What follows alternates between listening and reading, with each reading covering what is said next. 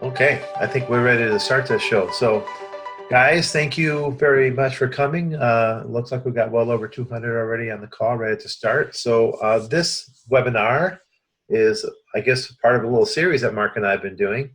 We're getting great feedback from everybody and great attendance, so I'm happy to do them. What started out being one initially ended up being a series. So, the difference is today, the topic is changing, and today's topic is going to be net play. So specifically, we'll be talking.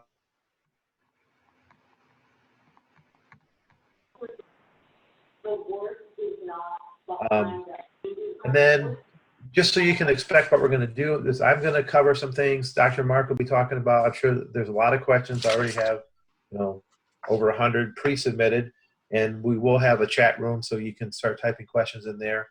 We'll go through that. I have a couple of videos I want to share with people that will show you some net play drills, because I have a strong opinion about that and how a lot of people kind of don't practice that right. I'm sure there'll be a lot of technical questions. At the end, Mark and I will show you some cool things you can get from us some free resources. So with that said, let me welcome Dr. Mark Kovacs. Most of you know him by now, but he's a sports scientist. He's very connected. He's really a pioneer. The reason I wanted to reach out to him is because I didn't want to mess around. If I was going to do these things, I want to go to an expert. Mark is not only a PhD and a sports scientist, but he's also a tennis player. Some people don't know that as a player, he's quite good. When he played at Auburn, he won the national championship, Division I doubles championship. He won it. He didn't finish second. He finished first. So that's no easy thing. And he won't play doubles with me. I'm a little sore about that, but that's all right. And then he also is got a company, Kovacs Institute. They do a lot of stuff with sports science and tennis in that world. So I'm super glad to have you, Mark. So, Mark, I'll let you just kind of kick off 30,000-foot view of what you think it comes and what some of your overall views about net play as it pertains to the rec player and the coach. And then we'll get into the info. Sure. Thanks, Jorge. Hey, everyone. Excited to be here. This is probably our 5th week now of doing this, and it's been awesome. We've been going through the various aspects of tennis, and today is really exciting for me because net play is something that I grew up with. I grew up in Australia, so we were instilled in every player would grow up playing on grass courts, learning how to volley, and then we had that history, that lineage going back to the early days from Frank Segman to Lou Hode, Ken Rosewell, Rod Laver, all the Harry Hopman trained teams. So you had this lineage of the greats of the past would come out and practice with you and share their insights and sort of teach you how to be a good net game player. So a lot of my framing of how to play the net has come from those individuals I just mentioned, many others, including Pat Cash, John Fitzgerald, the more recent generation of 1980s, and then into 90s with like Pat Rafter. So you had this whole generation of players that learned from previous generations. And there was some, and they were by far the best volleyers. Anyone today doesn't hold a candle to those guys when it comes to volleying. And it's not that today's generation isn't as skilled. It's just they don't practice. I mean, they don't hit as many volleys. They hardly come to the net. When they do come to the net, it's usually off an aggressive ball. In the past, they would come in on a neutral ball. They'd come in sometimes even on a defensive ball because they trusted their hand skills so well that they thought they had a better chance at the net than at the baseline. So today will be fun to talk about what are some of the fundamentals, what are things you have to do right to play the net well, both from a strategy as well as a technical standpoint. But then what are the things that a lot of people do incorrectly? And we can hopefully maybe touch on that and provide some advice on how to fix some of those areas. Hello, everyone. Okay, so Mark, I think what I'm going to do is we're just going to start out, and I have a couple, maybe we'll move some of the videos to the front of this talk. So what I'm going to do, everybody, is share my screen here, and I'm going to show you basically what you're seeing here is on my screen is a PowerPoint, but this is what we're talking about. And I'm going to talk about this play situation. So just talk about net play in general. I call this one of 5 play situations, and I call it the 4th one, right? So when you play tennis, you're only doing one of 5 things ever. The only things you'll ever do on a tennis court are, number 1 is serve, number 2 is return, number 3 is playing from the baseline, number 4 is approaching or playing at the net, that's this one, and then number 5 is passing shots and lobs. And at any given moment, that's what you'll do, one of those, never anything else. So that's my little system, and then today, obviously, the focus is on this net play. So what I'm going to show you is from my world, I still teach a lot, and that's my background. So what I'm pretty adept at is coming up with drills, okay? Because like Mark said, a lot of people don't practice the net skill a lot, and it's not uncommon that your average player, whether they're a good junior or a club player, when they look at their baseline skills compared to their net skills, it's very common that their baseline skills are a little more mature. They're a little more comfortable with that kind of stuff. So this first drill I'm going to show you is actually quite a great drill. It's got a funny name, Cuban Davis Cup. Davis Cup because you play it with a partner typically, and Cubans because I'm Cuban, so I get to name it. And then you can see that you play this game cross court. So this is the first point you play from add to, or deuce court to deuce court. The second point you play add court to add court, and you basically just keep going on. So the drill itself is called Cuban Davis Cup. It actually morphed from a drill, and it became so popular that we turned it into an actual tournament format. We ran the tournament as a drill. So I'm going to show you it right here. So in this video, make sure I'm muted here. I'll walk you through this. This is basically my wife, Marty, demonstrating it. So she plays cross court. She feeds it and comes in, and she's going to go ahead and just play out this point, cross court only. Alleys are good in this example, all right? And then she immediately sets to the other side. She feeds it and goes in, and she plays this out. Now, if you kind of count how many volleys Marty's hitting here, she's already hit like a dozen volleys, right? And I'm going to show you some important math skills about this. So by the way, let me just pause the video. In this example, it's a one-on-one workout where Marty is playing against Lee. This is Lark over there. And you play a set, basically. Marty would be up 30 love, for example, and she just keeps playing. And you play a whole set where Marty will play the entire set as the attacking player. And you'll notice that she's not serving. When she goes back, like watch her come back here, she just grabs the ball and she pumps it in there and runs, okay? So here's why. Okay, so there's a half volley. And they just basically play that game. And when the game is done, let's say Marty wins that first game, then the set is 1-0 and Marty plays again. And then she'll play again. So let me tell you what happens there math-wise. In this method, by the way, it takes about 20 minutes to play a whole set. So it's not a very long thing. Marty will probably hit, if she did 1 full hour of attacking, she would probably hit over 200 volleys. And I've done the research with pretty good players and rec players. When people play doubles, let me just unshare my screen here because this is a huge point I'm trying to make. When people play doubles, and I've done this, I charted 3.5, 4.5, and 5.0 matches. And when people play doubles for 1 hour, we played an 8-game pro set, took about an hour doubles play. I just counted total volleys hit. And what I found was that on average, it was the same for the 5.0, 4, I mean, all the levels were the same. They hit a total per person was about 24 volleys in 1 hour. So the problem with that is 24 volleys in an hour is not even 1 volley every 2 minutes. It's not a lot. So I would say that when you play doubles, you do hit more volleys than if you played singles, but you don't hit a ton of volleys. And for years, Mark, I thought I misled people because I would always say, well, if you want to improve your net game, you got to play more doubles. You got to play more doubles. Well, 24 is better than 3, but it's not a lot. I don't think 24 volleys in an hour and someone's going to walk away feeling like, oh, wow, my volley's really improved. Okay, so that's the thing. So this drill that I just showed you, and I'll share my screen again, in that drill, you can play for an hour and each person gets over 200 volleys. So, whoa, now that's a kind of a major deal, right? So here's the next question people generally ask me about this drill. They say, Jorge, why don't you have the person serve? Why wouldn't you have Marty, she's going to come back here. Why wouldn't you have her serve? Like, let's back up a little bit. Right here. Okay, why don't you have her serve? We tested it, okay? We actually tested it, and we played an hour that way. And when the person serves, and they do their rituals, and they bounce, and then maybe they miss the first serve, then they go back, and they reset, they do the rituals again, and they serve in the volley. Well, guess what happened to the number? That 200 volleys per hour went down to like under 100. So it really, really slowed down the touches on the ball. And that's the phrase, tattoo this phrase on your brain. This is huge. Ball count matters. Okay, so if Marty here in this hour can hit 200 volleys and someone else that she competes with, they're practicing and they're hitting 25 volleys in an hour, well, guess what? It won't take very long for Marty to pass them in those skills. So that's a very important concept.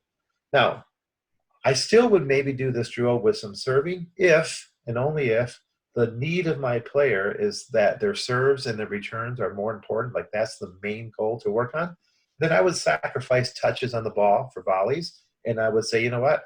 I don't care if you get 200 volleys because right now I'm more concerned with your serve and return. So you can just tweak the drill, but just know those numbers, all right? So that is a game. And by the way, you can play this. I'll show you later where you can do this as a tournament format. So that first one is just called Cuban Davis Cup.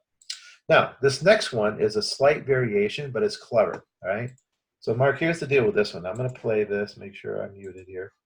In this variation of the drill, it's the same thing. Marty's going to attack, but right exactly when she hits the first ball, right there, she has to say over or under.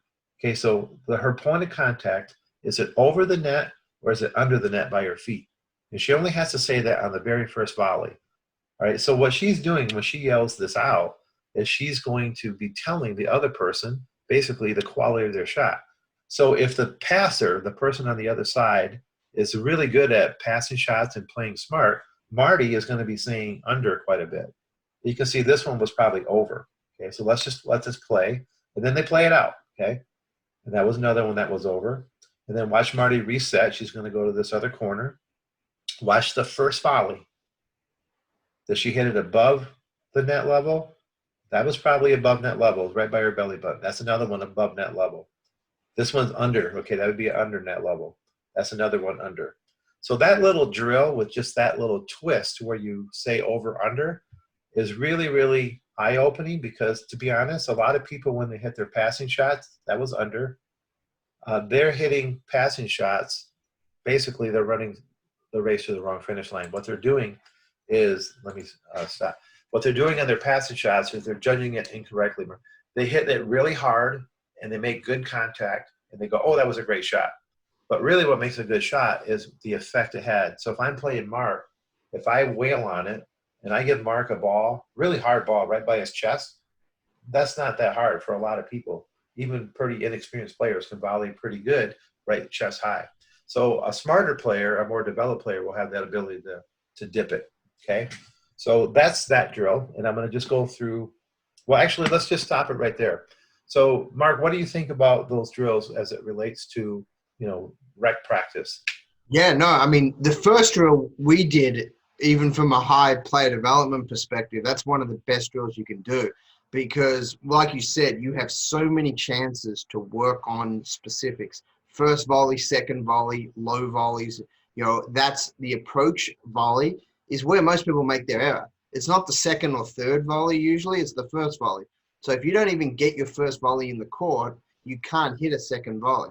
So working on your approach and your first volley, like the Cuban Davis Cup drill does, is such a valuable drill. And it was something, if you look back and watch the greats of the past, that was a lot of their practice was you would feed a tough knifing slice in low, come to the net and work on those volleys. So like you said, hitting a few hundred volleys in a session is going to make your volley better.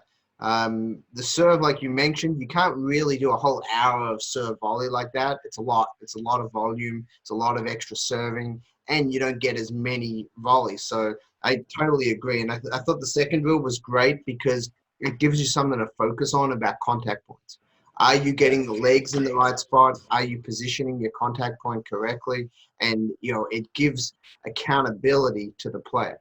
The problem with most players is they practice without a purpose, and you just gave them a great purpose. Yeah, so one thing I will say, and I have another couple of videos. The reason we show you these drills, guys, is because we know that if you're anything like us, you want tangible stuff. You don't want too much theory. So these are things you can actually go out in the court and try, depending on where you live right now. you can maybe go out this afternoon and try some of these drills and get some practice ideas. The other thing I will say, this is kind of a overall comment. The quality of a shot, people, when they play this game, I'm usually on the court coaching them. And what's interesting is they have different ways of measuring what a quality of a shot is. Usually the player themselves are measuring the wrong thing. They're measuring if they made solid contact. They're measuring if the ball went in. They're measuring if they hit it hard. Those are all parts of it.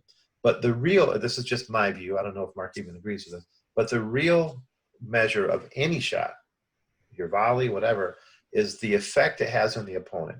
So if that's the only question you ask yourself, not did it feel good, not did you make solid contact, because I could make solid contact and maybe hit it hard and hit it in, but maybe it goes right to Mark's strength and it's right where he likes it, strike zone wise, and it's not effective. So the only way I try to coach my players is always think of that. That's the filter. That's the only question you ask when you wonder if your shot was good. What effect did it have on my opponent? So if I hit a passing shot, for example, and it makes my opponent comfortable, that's what I care about.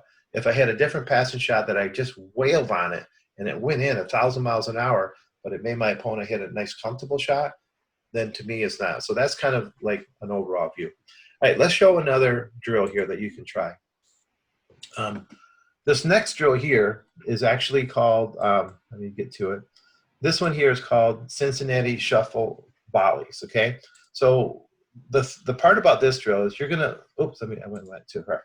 Okay, so you're gonna start service line to service line on a half a court. You're gonna get across from your buddy, and you both have to volley. Notice where Marty's starting here. Her feet are behind this line. That's important, okay? So what's gonna happen, I'll just go and I'll mute it and I'll talk. So they volley from, let me just pause. Notice where they are, behind the line and behind the line, okay? So there's 2 points that go on here, Mark. The first one is the actual volley point itself, where they're gonna try to win the volley. You cannot close in on this game. And then the second the ball goes out of play, there's a second point, and we call that the hustle point. So let's watch this. This is the actual point. The hustle point is who wins the race to the net. So it's still the first point. Now watch, race to the net, and I think Marty won. So Marty would get 1 extra point. All right, so here they go back. They're working on volleys from back here. I really don't like people working on volleys right on top of the net. It's too easy. So here they are. They're working on putting some gas on this volley. They're hitting it deep. Okay, run to the net. And that time, Lark wins the hustle point. So you get a point for the actual volley rally, and then another point we call the hustle point. All right, so if this is a great drill, what I'm explaining here is if you are the type of volleyer or you've been told that when you volley, you kind of hang out in your heels, you're always leaning backwards, you're a little afraid of the net, this is a good game because people who lean back and are on their heels, they never win the race to the baseline or the race to the net. All right, so that's another one. We call it Cincinnati Volley Shuffle. Now, we haven't talked much about overheads, right? But this next game here, Cuban Davis Cup was the first one. This is called Lobster Cup. And again, you play alternating points, 1 point this way, 1 point to the ad, and just keep going back and forth. The name is that. And let me show you how this works. This drill is basically accomplishes the same thing as Cuban Davis Cup, which is it takes the number of overheads that you hit and puts them through the roof. If there's one complaint I hear from doubles players at my club, rec players, they play somebody and they say, oh, you know, we played these hackers, they lobbed us to death. It wasn't even real tennis. And they kind of complain about, you know, the opponent. And so this game here is called it's called Lobster Cup. I'm just going to mute it here and I'll talk you through it. So from the top view, you can see that where Lark has to start. This is Lark right here. And I put that line there right in the middle of the service. That's where she has to start. That's the starting point. And she has to feed the ball, and she has to stay there until the ball bounces on the other side. So watch, she feeds, bounce. Right there it bounced, and now she can release. Remember, this is a cross-court game, and the rule is that Marty over there has to lob the first ball only. So there's a lob. Here comes Lark, and they're duking it out. They quickly go to the other side.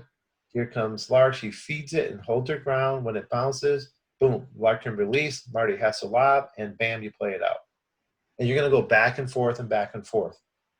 2 things that happen in this drill.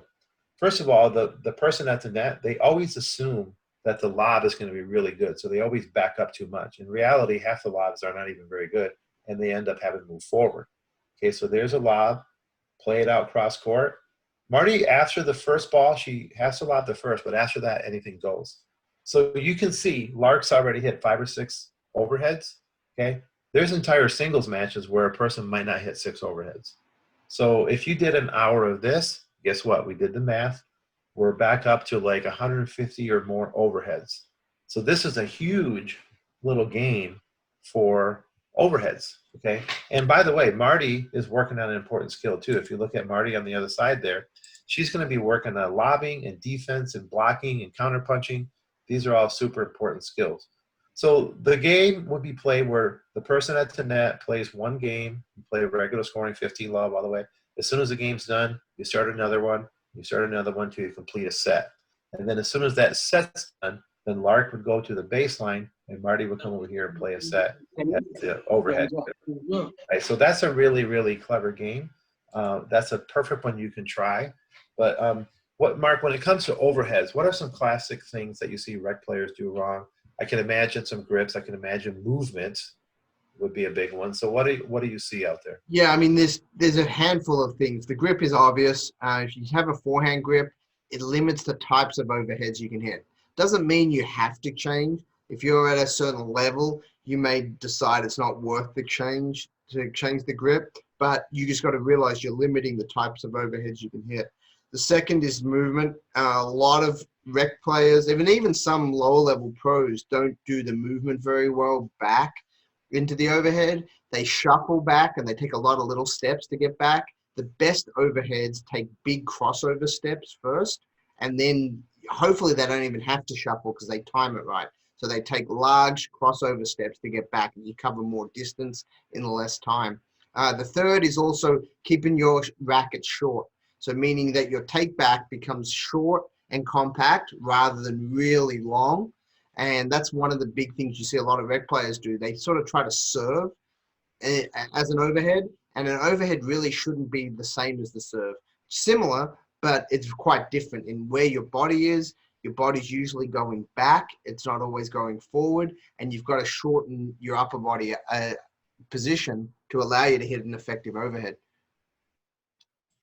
Yeah, I agree. Probably as someone, if I go on the court and I'm working with a group of players and let's just say they're having overhead problems, the number one culprits typically are movement.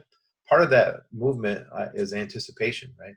So I'll see a huge difference in anticipation skills, which I tie directly to your footwork movement. For example, I'll see players that hit a volley and it'll maybe be pushing the opponent back, and before the opponent even hits, this guy sees that the opponent's going backwards. They see the racket face opening up, and they see the guy's going to be leaning back, and they're already, easing off the net, expecting a lob. And then, so that'd be good anticipation. Then I see the same thing, and the next player sees all those cues. They're looking at the opponent, and it's not registering at all. They don't actually see the overhead coming until it's hit, maybe halfway up over to their side. And they're like, overhead. So they get a hugely slow start, a poor jump on it, and then they blame their footwork. I'm slow. Well, part of it might be that you're slow, but a bigger part might be that you just don't see it coming. Your anticipation is really, really poor. So one thing I'm going to do here, and Mark and I talked about this, I'm going to show you guys a couple of videos now on some volley technique, because I think this is important. So I got the man. Right here we got Federer. And I got this muted. This, by the way, is on my free website, jorgecapestany.com. I'll put the link in there later so you can see all these. But what I want you to do is I play this video. I just want you to notice a couple things about Fed. So this is a practice setting. And I've got it muted, but you can see his hands right here, right? One of the huge things I see is every good volleyer has the non-dominant hand up by the throat. And I'm seriously thinking almost everybody I see that does that. Are there some juniors? I've coached good juniors where they've had their hand down here, but they're not the ones that have great volleys. The other thing I want you to do is just burn an image in your mind right now of this whole look. The unit turn, the slight concaveness of this wrist here, the racket head up, and if you see, it's kind of going towards his ear. This racket was here, and it kind of goes towards that ear. So if I let this go a few more, you see that's the classic position. His eyes forward, racket set. It did not flop back. You can see it's kind of going towards that shoulder there. And then I'll go a little bit further out in the screen. You can see shoulders are kind of level. He's coiled here, more turn at the shoulders than he is at the hips. And here he starts coming forward. And I want you to pay attention to that racket face, the angle. This will be pretty revealing. So as he comes forward,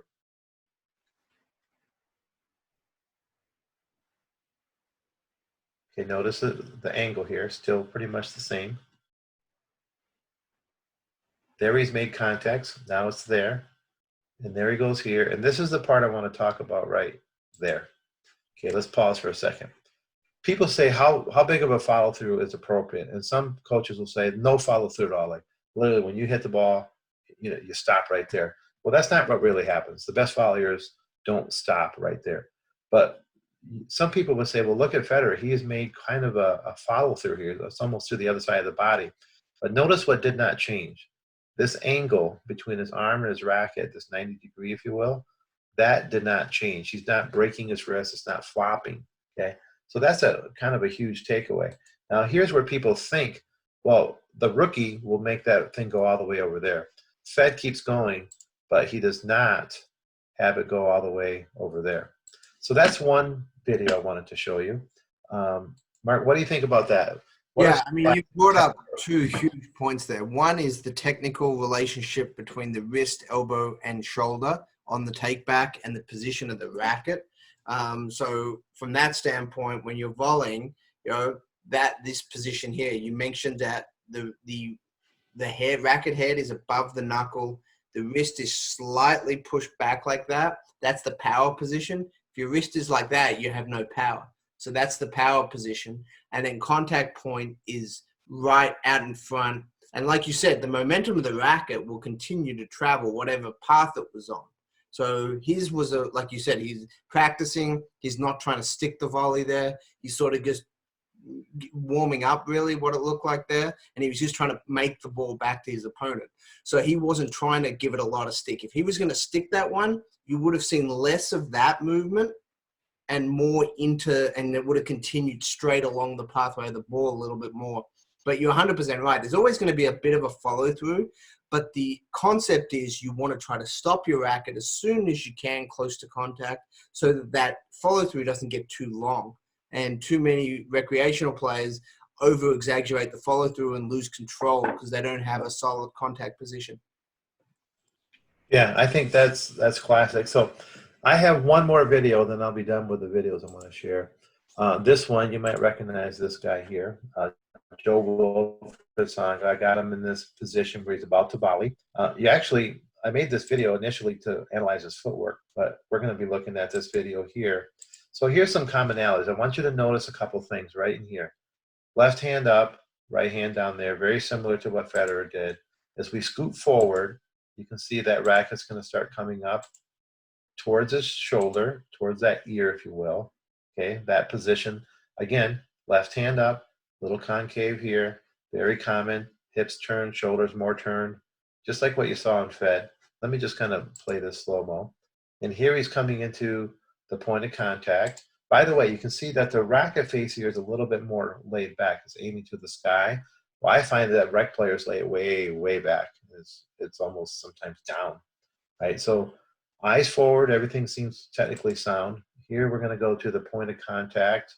And right about, yeah, notice that angle face there. And he's going to go a little bit more forward. Notice the angle there. Okay, so he's already hit and the ball's leaving. Okay, but look at this. Not a lot of change. Okay, it's pretty consistent. It's important there to notice how strong that position is.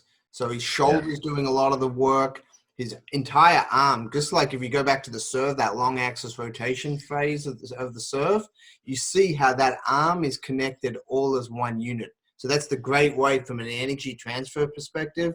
He's not wasting any energy there. Everything that he's got from his upper body was transferred into the racket there beautifully. Yeah, you can see he's quite the athlete, obviously, but you can see as he finishes here, he gets in a pretty athletic position. You know, see that angle there? It's still the same angle, still that strong arm, still the 90. And here you can see him kind of in flight, if you will. He's a very great athlete. And even there's not much of a change in that angle, okay? So we can learn a lot from there. Hi, actually, if you can just go back a little bit, the great thing about this video is to show how long just before contact and just after contact, he stayed on the exact same plane right there, going, and then it came across his body a little bit. It didn't come across his body immediately after contact.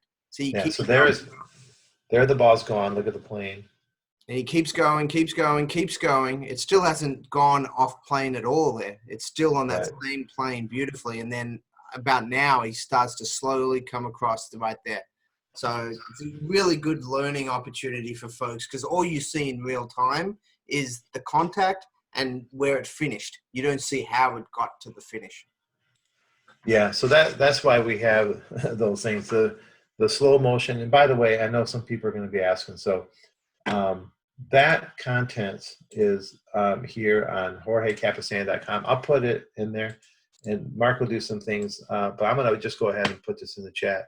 So what we're getting ready to do here, guys, is go to the chat. So the one thing I'm going to do right here is type in the place where you can go get that stuff. So on that website, I'll just show it to you real quickly. This is the link that you might want to go to, and there's everything here is free. There's all kinds of lessons, but the stuff where I was in the pro analysis, the pro slow motion, and the pro practices. That's what we were just looking at. You'll have a chance to hear me tear down some strokes. Plus, we're watching it at 240 frames a second with stopping, and it's very, very, very revealing. You can really learn a lot there. So, Mark, let's get going with some questions. The way we'll do this question part, guys, is we're about halfway through. I'll read some of the pre-submitted ones. Obviously, there's a bunch in the chat already. So here's the question.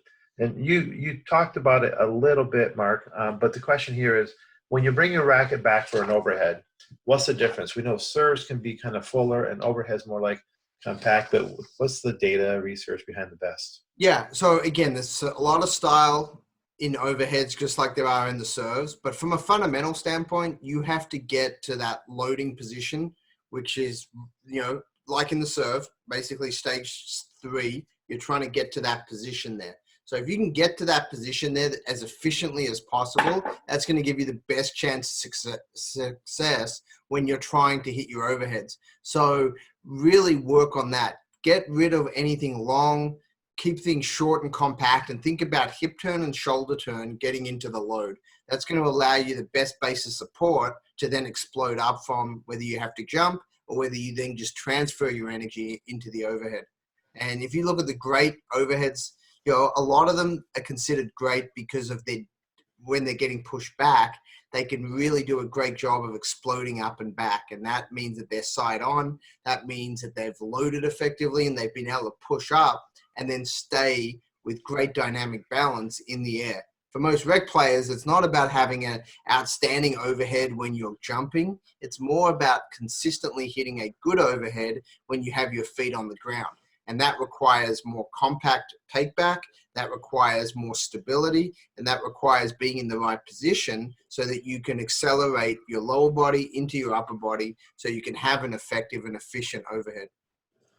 Yeah, so I want to just remind people about that video. Oh, am I muted here? No, you can hear me, right? One of the things that, when it comes to overheads, here's the thing. Certain shots aren't readily practiced in a match. Let me show you ground strokes, for example. If you play singles, ground strokes are made. You're going to literally hit probably hundreds, if not thousands of ground strokes. It's just the way the sport is.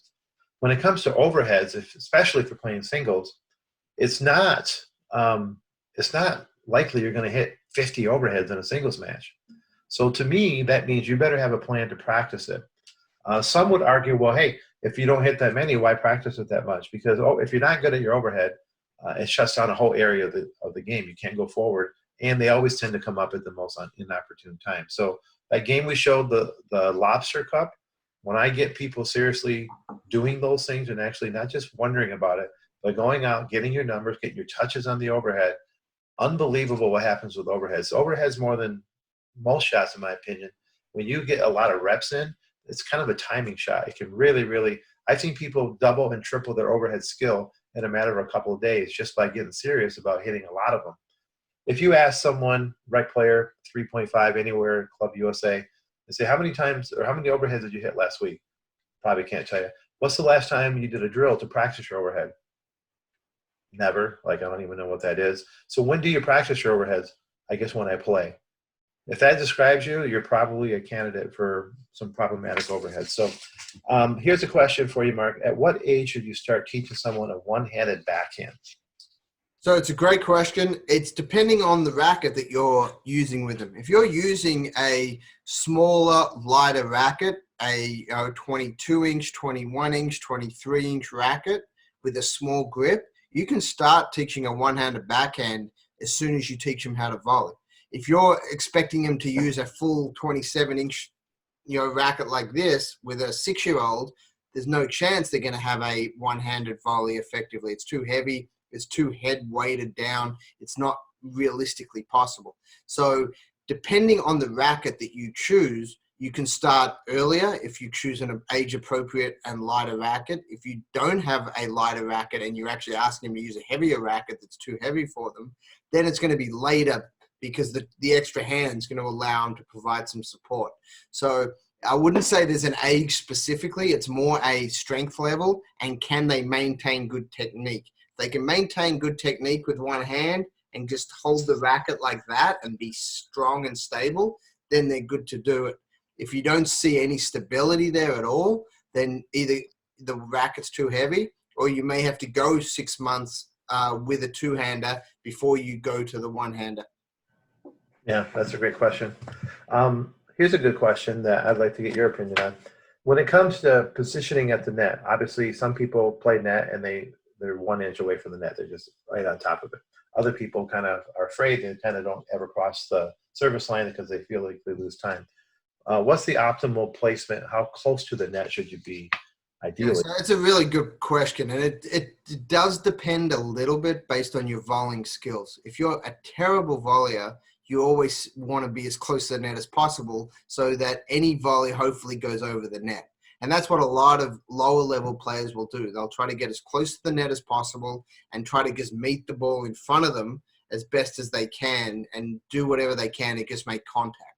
As you get a little bit better, you definitely don't want to be right on top of the net. You actually want to be closer to the service line than the net. If you watch the professionals, what they'll do is they'll start closer to the service line and they'll move in. They'll move forward and split and continue to move in. Why? Because you can cut the angle much better if you do that. You can anticipate better.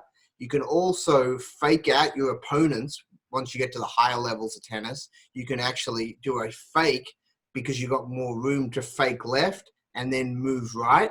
And if you're very close to the net, you can't really do much of that stuff at all. So the better you are, the further away from the net you'll start, but you will still attempt to close the net. You hear about closing the net, so important, which it is. But to close the net effectively, you have to start further back so that you can actually position yourself correctly, read the play, and then anticipate so that you're in the right position for poaching, for different things that you're trying to do. So always start closer to the service line with the intention of moving forward on each play. Yeah, I like it. I think the biggest problem I see at the rec level with pros or coaches or players, is that when they get to the net, they tend to move strictly out to the sides instead of cutting things off and going forward. It's a whole different mindset. And I think a lot of it is because it actually leads into our next question is how do you the one thing they should do is watch the Bryans, watch, Jamie Murray, watch some of these great doubles players that have honed their craft over decades, and you'll see exactly how they play. They have a very distinct way of moving. Great doubles players move differently than great singles players who play doubles. Notice and understand their movement mechanics. They've honed it. It's very different than when, say, a Nadal comes on and plays doubles. He's a great doubles player. I mean, he basically wins every doubles tournament he plays in, but he doesn't play pure doubles. He has a single skill set that transfers really well to the doubles court. Whereas a Jamie Murray or a Bob and Mike Bryan, all they've done their entire life basically has been to play doubles, and they've honed that craft. So really valuable for us at home to watch them. Yeah, I like that one. Here's a great question. This question must be coming from a coach. How do you get someone over the fear of playing at the net? I'll let you answer, then I'll give you an idea. Okay, I'll tell you the way we all learn. You get someone to rocket balls at you as many times as possible until you realize it's not that hard. And that was how we learned. You would have older kids hitting at you as hard as they can from the baseline, and you would just stay there. You'd have to stay there, and you'd have to react, and you'd learn how to adjust, how to move out of the way. You'd get hit a little bit, and you would take it. So the question is, you've got to understand that, you know, a tennis ball doesn't hurt that bad, especially at most of the levels we're talking about. So you have to take some hits along the way and adjust to the environment. But what those drills do is it teaches you how to anticipate. It teaches you how to move your body. It teaches you how to use your racket as a shield, which it really is. Just like in battles, you use a shield to protect yourself. You got to learn how to use your racket to protect yourself, because it really is a great weapon to help you do what you need to do. Yeah, I love that analogy of the shield. I think it's really good. Here's a question. I think I'll answer it. You can. This question is, how many different types of volley can you practice? So you can look up. I have a video on that on Jorge Capestany. But I can tell you this, just as I was writing this, I do think a common mistake that a lot of rec players make, really even advanced players, is they practice too narrowly. They practice like the routine, the normal, easy warm-up volley, we'll call it, where they're at the net in a comfortable position, someone's hitting them volleys, and they're just taking volleys right from chest high, and they think, well, I volley pretty well. And then they get in a match, and then they get everything except that, and they're like, oh, man, maybe I'm not so hot. So let me just show you. I just listed them here. So one type you can practice is the routine one. That's the one I just described, kind of the warm-up one. But you should also practice stretch volleys. Stretch is where you're really kind of off balance. You're going way left or way right. And what I see a lot of times with that is when people practice that, their racket discipline is really, really sloppy. The other type of volley you can practice is the block volley. That's where the ball's coming at you super, super hard. All you're going to do is just, like the shield, you're just going to hold it here and block it back. You have literally hardly any swing distance at all.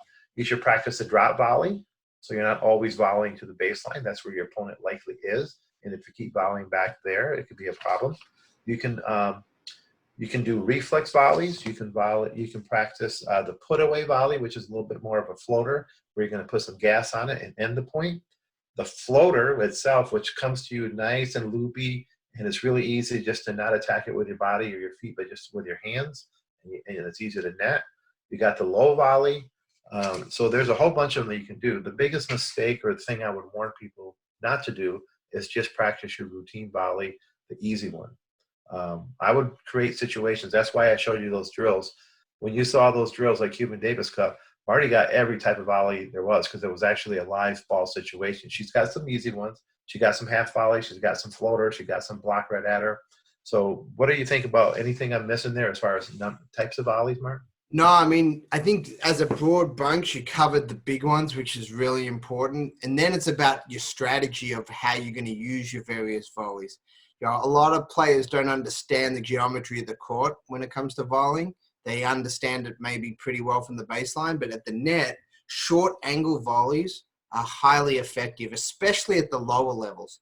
At the higher levels, they're expecting it and they are trying to cover some of those, but we don't see enough shorter angle volleys at the lower levels of tennis. At the recreational level, you know, if you're a 3-0, 3-5, even 4-0 player, a lot of the time the first volley is always trying to go deep, which isn't a bad thing to do, because it's hard to win the point just hitting the volley deep. The second volley is usually trying to go angle. So using angle volley sometimes as your first volley will allow you to win a few more points as well. So that's, I think, the only thing to add to what you said, because you're right about the types of volleys that are out there. Yeah, I agree. So this next question has to do with the upside down forehand volley, often called the windshield wiper volley.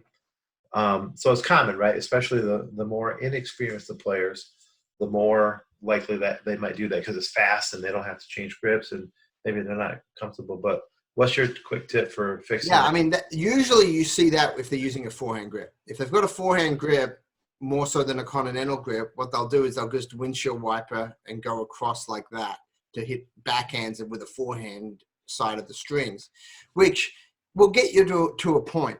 And there's some players you may never want to change them from that. If they're comfortable at a 2.5, 3.0, even possibly a 3.5 level, they may be able to get away with that.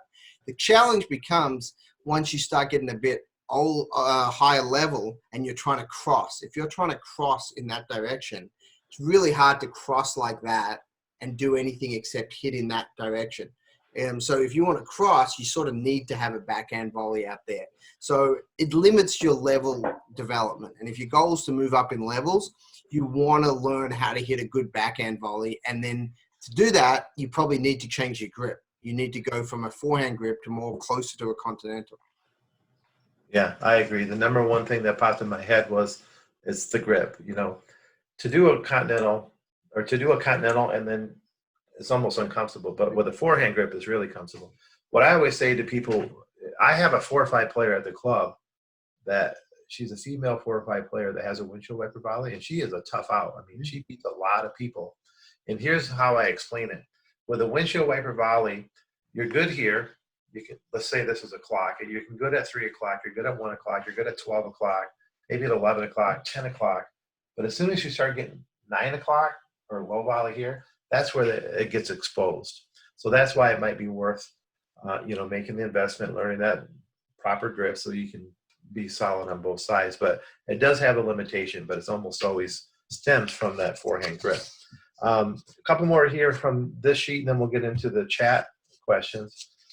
In the one-up, one-back formation, how should the net player move as most shots go back to the baseline player?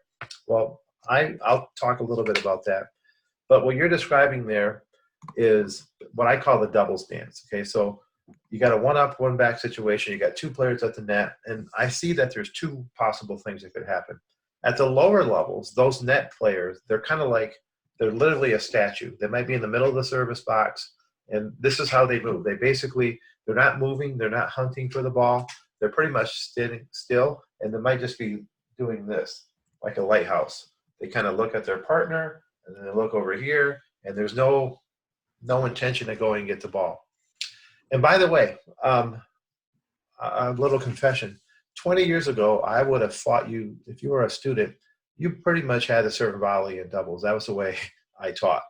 And now I'm a little more flexible. One thing I did probably 6 years ago, I went to the US, I go every year to the US Open, and I made a point to watch the doubles. And this particular day, I went to the back 40 where all those doubles matches happen. It was almost all women's matches going on there. These are literally world-class players. And I watched how many people served and volleyed professional level women's doubles. And I watched probably 100 points, Mark. And I'm not kidding. 1 time out of 100 did the person serve and volley. And that person was Martina Hingis. Okay? That means 99% of the time, the person that served actually stayed back. The difference that I saw which is what happens at my club, right? The difference what I saw that day is the 2 net people, they were rabid mover. I mean, they were moving and hunting. So basically when the ball goes to that side, as soon as it clears the opposing net guy, because that's the guy that can pick me up, as soon as it clears him, I move in and I'm trying to pick off that shot. If it gets past me, then I move back. So if you watch the 2 net people, they're kind of doing this little double stance going back and forth. The net guy wants it because if he's a good net doubles player, he's going to hit it to the other net guy because that's close to close. But what do you see? Am I wrong in saying that? No, I mean, moving in doubles is way more complicated than moving in singles by far because you've got 3 other people on the court that dictate your movement. Whereas in singles, you only have 1 other person. So it's much easier to move strategically in singles than it is in doubles. In doubles, there's 3 other people that dictate where you move and how you move. So to play good doubles, you need to be strategically thinking 3 different people at once. It's like a supercomputer going on in your head. And when I played, it was the same. You wanted to know what your partner was going to do because that dictates potentially what you do. But you're also looking out of the side of your eye what your opponent's net player normally is doing.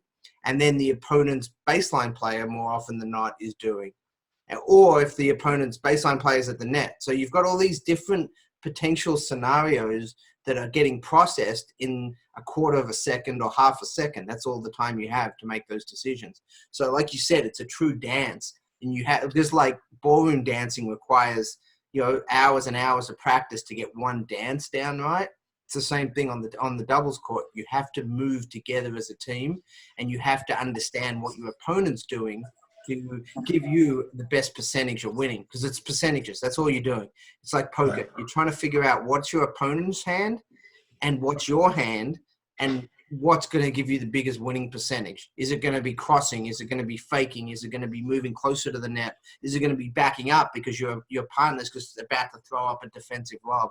All these thoughts go through your head in half a second. And the best players in the world process goes faster. Yeah, I like that idea of the thing. Okay, we'll do this last one before we get to the chat here. So this was a pre-submitted question. We haven't talked about it yet. The idea is about the high volley, swing volley, change your grip. So back when I played, the swing volley didn't really exist. Everybody took a swing volley as a punch volley, and then you came in and you try to beat them with your net game. Okay, now if there's a floater, both men and women, a good percentage of them, they just take that ball like a ground stroke out of midair with a swing volley. How do you do that? What's the Yeah, and you're 100% right. That's changed tremendously. The main two reasons is in wood rackets, you could never really do it effectively. But even in the 80s, you didn't see much of that. Even in the 90s, you didn't see much of that. It was mainly traditional volleys. You started seeing it mid-90s, late 90s. And a lot of that, the string technology changed. So you started getting more spin on the ball. And if you can hit a swing volley effectively and get it down, it's really hard to volley against. And that's why it's such an effective shot. So nowadays, your players, everyone should be able to hit a really good swing volley. Everyone should be able to hit a really good traditional volley out of the air, firm. If you don't have both in your arsenal, you're a bit limited in what you can potentially do. You look at someone like Jack Sock, one of the better doubles players, right now. He has a huge amount of swing volleys on his forehand, especially, even on his backhand. But, it's such a difficult shot for his opponents to handle when he takes it out of the air and takes a full cut with a lot of RPMs on it. The ball drops really rapidly, and it's very difficult to volley against. Yeah, I found that I'm actually setting up drills so that our players have a chance to practice that shot. I'll do a lot of drills where the first feed out of my hand is just that ball. I loop it up, and they have to come in and hit it that way. I will say this: the one thing that I found is my tip for people trying this is there is a point of height. At some point, if it's torso high or shoulder, that's kind of built-in net clearance, and it's kind of easy. Where I see people get in trouble is they commit to a swing volley. By the time they get it, now it's down by their knee or below their waist, and that is a much more difficult shot. I think the best players have the ability to swing, and they get that, oh, I got to transition mid-swing and do this more like an approach volley or a traditional volley. So, Mark, we're going to go now to the chat. So, guys, I see a lot of people have already put things in the chat. We got just about another 5 minutes or so. And, Mark, you can look at some of these through as well. One of the questions I hear is how do you anticipate on an overhead? So, to me, I talked about this a little bit earlier. The ability to anticipate is it's not a skill that takes, you don't have to be physically strong to be a good anticipator, but I think I set up a drill where it's really called anticipation. That's the name of the drill. And here's a classic thing. I will take two net people at the net by me and then two baseliners over there. So this is a drill. I will be hitting a feed and actually simulate a volley. I'll take a ball, I'll toss it up, and I'll volley it to the opposing baseline. And then my two net guys have to duke it out.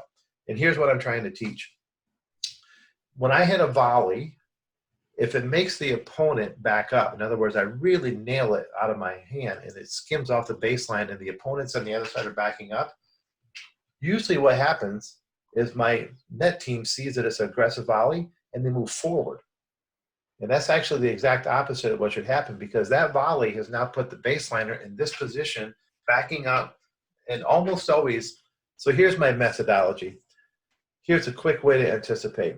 If I'm at the net and the other team's at the baseline, or anticipating lobs, if they are moving backwards, if the baseline person is moving backwards, I should move slightly backwards because I'm going to anticipate a lob. More often than not, they're going to lob. If that baseline person is still, they're just pretty much not moving, I'm pretty much at the net, not going to move. I'm going to be ready and hold my ground. And if they're moving forward, like maybe they're moving inside the baseline, I'm actually, believe it or not, going to move forward as well, because that's the ball they're going to drive. Very few people move forward inside the baseline and then all of a sudden flip up a lob. So if you just kind of use the matching method, they back up, I back up. They hold their ground, I hold my ground. They move in, I move in. That has been miraculously accurate. And I set up that drill, and a lot of people walk away after doing that for 10 minutes and kind of go, I think I got it. I think I learned something. Because the classic they do is they hit a volley that's really wounding, and they move in, and they don't anticipate that could be a problem, and it's likely to be a lot. So what do you think? I mean, that simplifies life for so many people, and it's very, very accurate, like you said. You've got to play the percentages. You may be off 10% of the time with that. They can. People have the ability to hit various shots from various locations, but if you're 80 to 90% accurate with that strategy, which it is, that's your best option. And then if they're too good and they are able to hit a different shot from there, you're still going to win way more points by playing under those rules. Having some simple rules like that to follow takes the indecision out and makes your life easier. As you get higher up in the ability levels that you play, players can hit all shots from just about anywhere. So you have to adjust. But as you mentioned, as a starting point, that's a phenomenal strategy and something that I would highly recommend most people utilize. Yeah, it's worked pretty darn good, but that's a lot of it. You can pick up cues like bad, momentum going backwards. Always be looking at the racket face. That's a big tell. Racket face open, good chance that's going to go up, and a lot of people don't see that. Great question here is there any limitations? What are the downsides of a two-handed backhand volley versus a one? So there's been some really good two-handed volleys. There's been a few Swedes over the years that have had great volleys using two hands. So it's not that you can't have great volleys with two hands. You're definitely going to get some stability. You can limit your swing, your backswing, which is a good thing. So there's some benefits to having two hands on the racket. There's some limitations as well. One is you can't usually hit the low volley as easily. It's a little bit harder to get the racket below on a really low volley. And obviously, it's very hard to get as much reach. You're not going to get the same reach on the backhand volley. So those are the two biggest limiting factors. The other one, which is a bit of a challenge, is when you get caught for a right-hander, if the ball's coming towards your right hip. If you've got a single hand, you can get the racket all the way around there with a one. With a two, you kind of get caught about here. So you don't have that leverage to get all the way over. So those are the three biggest ones. The really low volleys are a little bit harder. The really wide volleys, and when you're stretching, you just don't have as much reach. And the third big one is when you get caught, which all good baseliners know. If you've got a player at the net, you hit at there for a right-hander, you hit at their right hip. For a left-hander, you hit at their left hip. And that's going to handcuff them to not have an easy volley. So those are the three big limitations with the two-hander. But at a lot of levels, a two-handed volley is not a huge decrement, except in those situations that we just mentioned. Yeah, I can tell you a true story. One of the gals I used to coach, a junior, her name was Linda, and she was very talented. She actually was an All-American at Indiana U. And in the girls 18, she won the doubles champion. She won a gold ball in doubles. And I remember early on when she was probably 10 or 11, she would volley with two hands, okay? And her other hand would be right down. And she actually was a halfway decent volley, but my coaching brain couldn't get, I was kind of stubborn. I wanted to change her really bad. I just didn't think that was a good idea. Well, it was a tough change for her. So we compromised. We said, look, as long as you can show me that with two hands you can hit volleys with underspin, you can get the low volley and dig it out, then I'll let you do two hands. And then 4 years after that, she's winning a gold ball in doubles and then became an All-American in doubles at Indiana University with a two-handed volley. So I learned personally that you can go pretty darn far with a two-hander. Here's a question that I think is good, and then we'll just do one or two more. Myth or truth, should we teach beginners to volley at eye level? It's a good theory, but it's very difficult to execute, especially for beginners. Remember, eyes and height and head position is what's the hardest for most beginners, is to coordinate. So as a cue, it's not bad. Just realize that execution is not going to be 100%.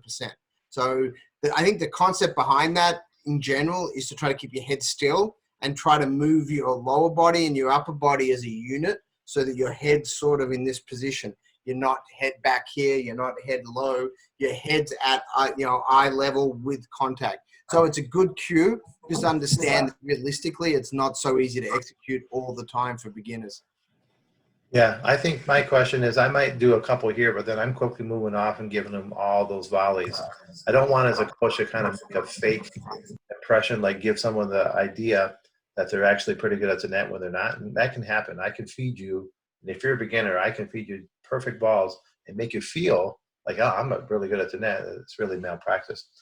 Here's a great question, simple one. Discuss footwork for the volley. So footwork for the volley is really easy because volleys, if you actually will look at great volleyers, their upper body has very little involvement. It's mainly lower body movement. So you have a split step, and then you have an outside leg load, which is very common. That's your first step nearly always, outside leg load. And then it's a decision on, do you volley off your outside leg, or then off that outside leg load, do you cross over and then lean into the volley and put your foot forward? So everything starts with an outside leg load, and then you may volley some more open stance if the ball's coming really fast off that outside leg. If not, you're going to take that extra step and move into the ball. So that's it. That's really all there is to volleying. It's very, very simple. It's outside leg and volley, or outside leg and one step forward to cut off the angle.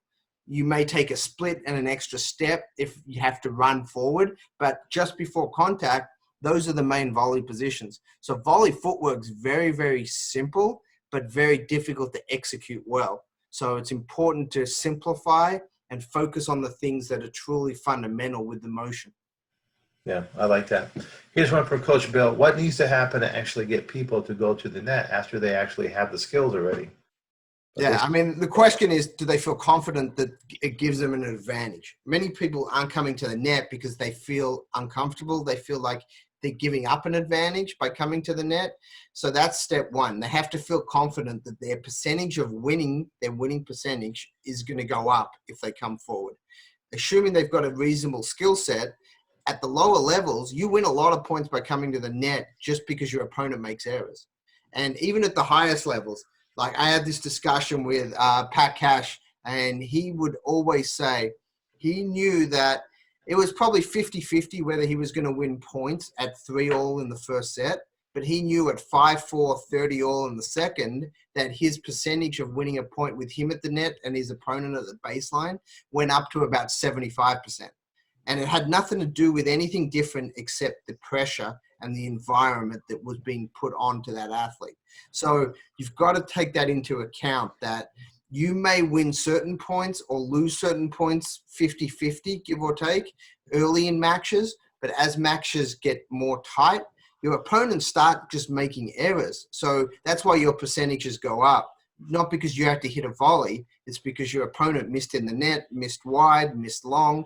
They got flustered and you didn't even have to hit a ball. So it's a great way to win when you don't even have to hit a ball. You just you're helping your opponent make more errors. So that's one aspect, is trying to convince them of that stat, that over time they're going to win more points, not even because they're volleying better, just because their opponent is making potentially more and more errors.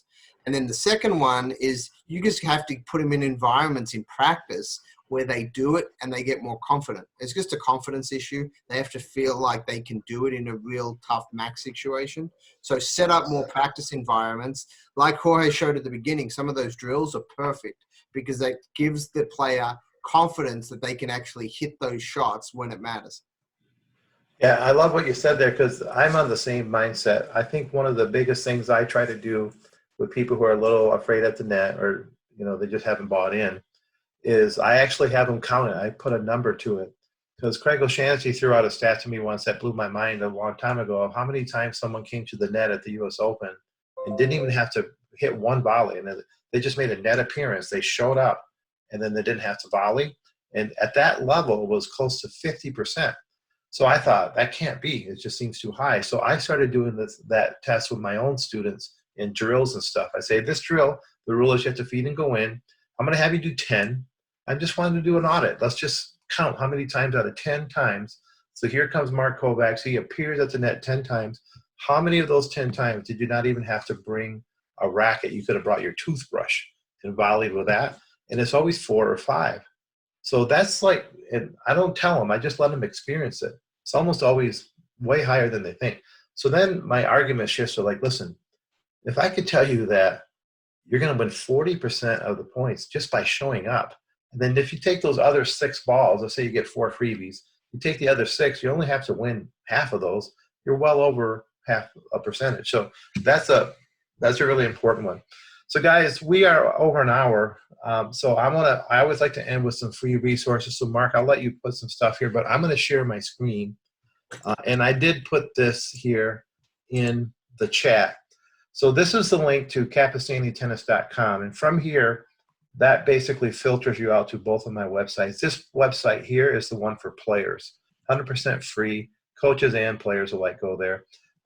Pro motion or slow motion pro footage, a bunch of lessons on different things. And then this one over here, if you're a coach, is not. This one you actually have to pay for. It's a subscription site for tennis coaches that has over 2,000 drills and courses. So between those two things, there's a whole bunch of great stuff. And Mark, I know that you have all kinds of stuff. Yep, I'll share my screen real quick. So here is our Kovacs Institute site. We've got a lot of stuff on here. Some are relevant to coaches, some are relevant to players. We've tried to simplify it. We have our coaching resources here. So you can either go to the Coach Better platform, which takes you as a coach to this area. You've got a Play Better platform, which is for our players. And then we've got some of our other services that we offer. For example, if you're a coach and you go on here, it takes you, to the tennis coach resources aspects. And we have our academy site. We have courses. We have our serve certification as well that we've been working on. So if you go to the academy site, this is our site where we got a bunch of resources here. So this site has all sorts of things from, sports science information to technique, to strategy, to we got a lot of ask the doc questions. So people on the site asking questions and we answer them nearly daily. There's nearly a daily post that goes up there. Also, this is our blog. So if you just want to check in with information, we update our blog usually about a weekly or so. This is the most recent one, tennis movement and footwork that we did here. So it's on there. Shoulder prevention and health.